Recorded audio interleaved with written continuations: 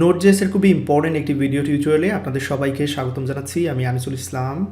এই ভিডিও টিউটোরিয়ালে আপনারা আপনাদের প্রথম node.js সার্ভার তৈরি করতে যাচ্ছেন। নিশ্চয়ই আপনাদের মনে আছে, শুরুতেই আমি বলেছিলাম node.js এর সাহায্যে ফাইল ম্যানেজ করা যায়, অর্থাৎ কীভাবে ফাইল ডিলিট, রিনেম, ক্রিয়েট করতে হয়, যেটা গত লেকচার ভিডিও টিউটোরিয়ালে দেখেছেন। এই কাজটা আমরা সার্ভারে করতে পারবো। তো তার আগে আমাদের সার্ভার তৈরি করতে হবে, তাই না? তো সেটাও নিশ্চয়ই আপনাদের মনে আছে, আমি বলেছিলাম বেসিক্যালি সার্ভার তৈরি করার জন্যই আমরা node.js অনেকেই শিখছি। তো সার্ভারটা কীভাবে তৈরি করতে হয় সেটা আমরা এবার শিখে নেই। এইখানে ইম্পর্টেন্ট কিছু বিষয় আরও বলে নিতে চাই। আপনার নিশ্চয়ই মনে আছে, আমি বলেছিলাম যে বিল্ট ইন মডিউলস রয়েছে, তার মধ্যে থেকে ফাইল সিস্টেমের ব্যবহার অলরেডি আপনারা দেখে নিয়েছেন। এবার আমরা যে বিল্ট ইন সিস্টেমটা ব্যবহার করব সেটা হচ্ছে HTTP মডিউল। তো এর সাহায্যে আমরা খুব সহজেই সার্ভার তৈরি করতে পারবো।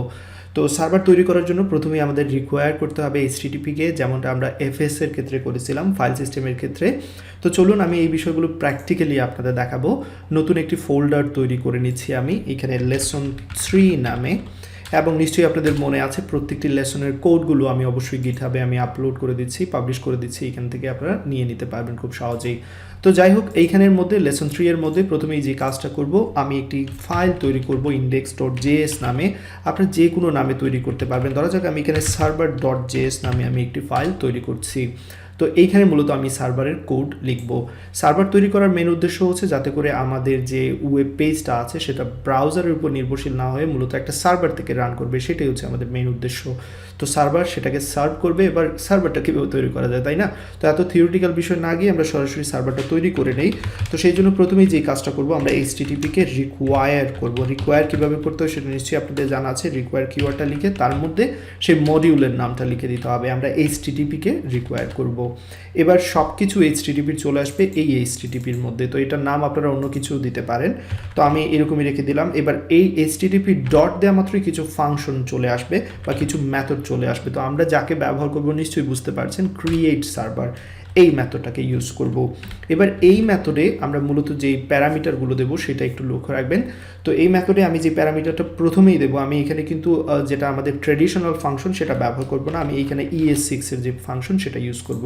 এখানে আমরা দুইটি প্যারামিটার পাস করতে পারবো, রিকোয়েস্ট এবং রেসপন্স। আমরা সার্ভারে যখন রিকোয়েস্ট করি তো সার্ভার তার উপর ভিত্তি করে একটা রেসপন্স আমাদেরকে জেনারেট করবে। তাই এখানে দুইটি প্যারামিটার আপনারা দিয়ে দিতে পারেন, রিকোয়েস্ট অ্যান্ড রেসপন্স। এবার লক্ষ্য রাখবেন, আমরা যখন সার্ভারে রিকোয়েস্ট করব সেই অ্যাড্রেসে গিয়ে, সার্ভারের অ্যাড্রেসে গিয়ে সার্ভার আমাদের জাস্ট একটা সিম্পল একটা মেসেজ রিটার্ন করবে। আমি চাইলে এখানে রেসপন্স ডট স্যান্ড লিখতে পারি, আমি চাইলে রেসপন্স ডট অ্যান্ড লিখতে পারি। তো আমি অ্যান্ড লিখবো এখানে, just hello I am your first server. So এই মেসেজটা দেখাবে, ওকে?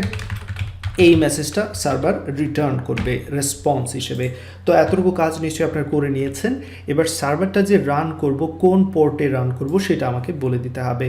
তো সেই জন্য যে কাজটা করতে পারি, এই যে এইখানে যে ফাংশনের শেষের দিকে ক্রিয়েট সার্ভারের শেষ যেখানে হয়েছে সেইখানে গিয়ে আমি লিসেন এই ফাংশনটা ব্যবহার করে বলে দিতে পারি 3000 পোর্ট কী হবে, সার্ভারটা লিসেন করা যাবে। অর্থাৎ এইখানে গিয়ে আমরা সার্ভারটাকে খুঁজে নিতে পারবো। তো এখানে আপনার পোর্ট যে কোনো পোর্ট ইউজ করতে পারেন, 8080 এরকম যে কোনো পোর্ট ইউজ করতে পারেন। আমি এখানে 3000 ব্যবহার করলাম। এবার চলুন আমাদের এই প্রোগ্রামটাকে রান করা যাক। তো সেই জন্য প্রথমে আমরা দেখে নিই কোন ফোল্ডারে আছি। আমরা নোড বেসিক্স এই ফোল্ডারে আছি, বাট মূলত আমার এই ফোল্ডার থেকে লেসন 3-তে যেতে হবে, কারণ server.js সেইখানে আছে। তো সেই জন্য আমরা ডিরেক্টরি চেঞ্জ করে নেই। তো দেখে নিই আগে ডিরেক্টরির মধ্যে কী কী আছে। এই যে এখানে দেখতে পাচ্ছেন ls দেওয়া মাত্রই আমাকে এই ভ্যালুগুলো রিটার্ন করছে, লেসন 1, লেসন 2, লেসন 3। তো আমরা যেতে চাচ্ছি cd লেসন 3-তে যেতে চাচ্ছি, সেই জন্য এখানে cd লেসন 3 দিয়ে দিলাম, ট্যাব চেপে দেন এন্টার। এবার লেসন 3 এর মধ্যে চলে আসলাম। এখানে কি কি আছে সেটা আমরা দেখে নিতে পারি। এখানের মধ্যে server.js আছে। তো আমরা এবার রান করব, তার আগে ক্লিয়ার করে নিচ্ছি নোড দেন server.js, যে ফাইলটাকে রান করব তার নাম লিখে দিলাম। তো এখানে এন্টার চাপা মাত্রই আপনারা লক্ষ্য রাখবেন ডেফিনেটলি আমার যে সার্ভারটা আছে সেটা রান করা শুরু করে দেবে, এবং সেটা আমরা চেক করে নিতে পারবো আমাদের যে গুগল ক্রোমে আছে সেখানে গিয়ে। আমরা যদি এখানে লোকাল হোস্ট 3000 লিখে দিই, সেক্ষেত্রে দেখতে পাচ্ছেন এটা রেসপন্স করছে, এই যে hello I am your first server. তো এই রেসপন্সটা কোথায় থেকে এসেছে, এই যে এইখান থেকে এসেছে। তো তো রান করার পর যাতে করে একটা মেসেজ এখানে আমরা দেখতে পারি যে এটা সাকসেসফুলি রান করছে, সেই মেসেজটাও কিন্তু আমরা এই লিসেনের মধ্যে আমরা পাস করে দিতে পারি। তো বিষয়টা একটু ভালো করে বোঝার জন্য আমি যে কাজটা করব, লিসেনটাকে আমি আলাদা করে দিচ্ছি, এতে করে আপনাদের বুঝতে সুবিধা হবে, এবং যে সার্ভারটা রান করছে সেটাকে আপাতত বন্ধ করে দেব।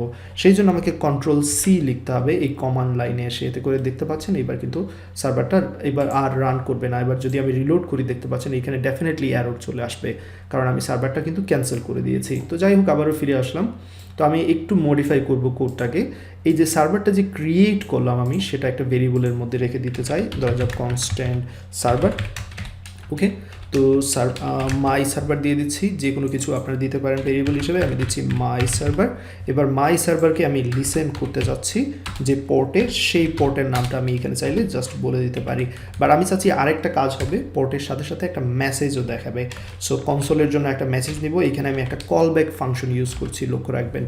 তো এখানে জাস্ট এবার বিষয়টা লক্ষ্য রাখবেন, আমি লিসেনের মধ্যেই পোর্টটা দিয়ে দিলাম, দেন একটা কলব্যাক ফাংশন দিলাম, এবং এই কলব্যাক ফাংশনের মধ্যে আমি একটা মেসেজ প্রিন্ট করব, console log your server is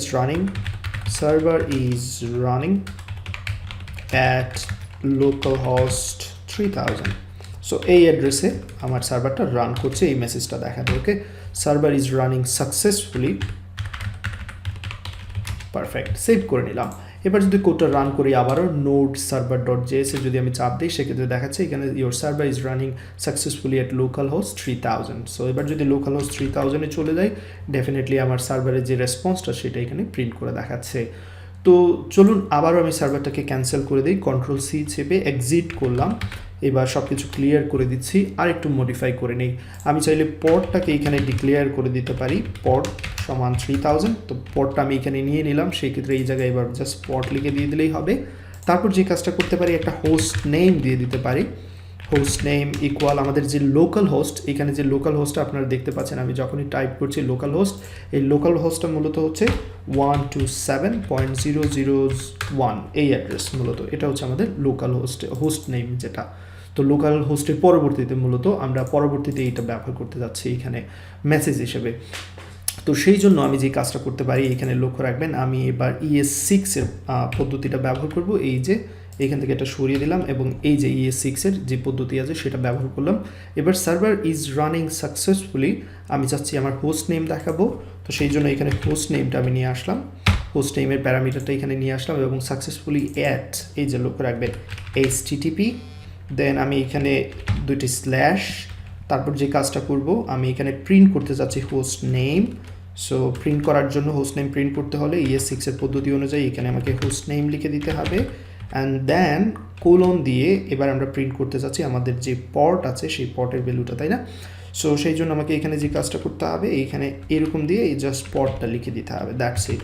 তো এবার যদি আমি প্রোগ্রামটা রান করি, তাহলে আপনারা নিশ্চয়ই আউটপুটটা খেয়াল রাখতে পারবেন কী কী দেখাচ্ছে। মূলত এটা ক্লিয়ার করা আছে অলরেডি, নোড সার্ভার, তো বলছে server is running successfully at এই অ্যাড্রেসে রান করছে।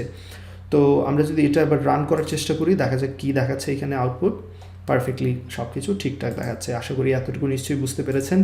এখানে আরেকটা ইম্পর্ট্যান্ট বিষয় হচ্ছে আমরা কী কী করেছি, সার্ভার কীভাবে তৈরি করেছি, সেটা হচ্ছে মেইন বিষয়। কনস্ট্যান্ট HTTP এটা অবশ্যই নিতে হবে, সার্ভার ক্রিয়েট করার জন্য ক্রিয়েট সার্ভার মেথডটা ব্যবহার করতে হবে, এবং এইখানে আমি যে মেসেজটা দিয়েছি server is running successfully at HTTP, definitely এটা আপনাদের ইচ্ছে এটা ব্যবহার করলে করতে পারবেন, এটাতে কোনো দরাবাধা নেই। দেন HTTP লিখে কোলন দিয়ে দুইটা স্ল্যাশ, দেন আমি হোস্ট নেমটা লিখেছি, এবং সবার শেষে পোর্টের যে নাম্বারটা আছে সেটা আমি এখানে লিখে দিয়েছি।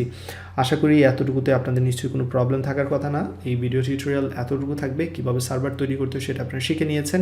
যাওয়ার আগে আরেকটা ইম্পর্টেন্ট বিষয় এখানে বলে নিতে চাই, আপনারা এখানে রেসপন্স অ্যান্ডে, এখান থেকে আমি এটা সরিয়ে নিচ্ছি, আপনারা অবশ্যই H1 যে ট্যাগগুলো আছে আমাদের সেটাও ব্যবহার করতে পারবেন। আমি এখানে একটা উদাহরণ দেখাচ্ছি, HTML এর ট্যাগটাও ব্যবহার করতে পারবেন। এখানে দিচ্ছি হ্যালো, সেভ করে নিলাম। এক্ষেত্রে যদি আমি রিলোড দিব, তাহলে রিলোড দিলে কাজ করবে না, সার্ভারটাকে আগে ক্যান্সেল করে আবার সার্ভারকে রান করতে হবে। তো আমরা সার্ভারটাকে রান করছি, node.server.js, সার্ভারটা রান করছে, রিলোড দেবো এবার, এই যে হ্যালো দেখতে পাচ্ছেন। তাহলে HTML এর কোডও এখানে আমরা চাইলে ইউজ করতে পারবো। তো পরবর্তী ভিডিও টিউটোরিয়ালে আমি এই যে সার্ভারের রিকোয়েস্ট অ্যান্ড রেসপন্স, এই বিষয়গুলো নিয়ে একটু আলোচনা করব node.js এর। ইনশাআল্লাহ দেখা হবে পরবর্তী ভিডিও টিউটোরিয়ালে। সবাই ভালো থাকবেন, সুস্থ থাকবেন, আল্লাহ হাফিজ।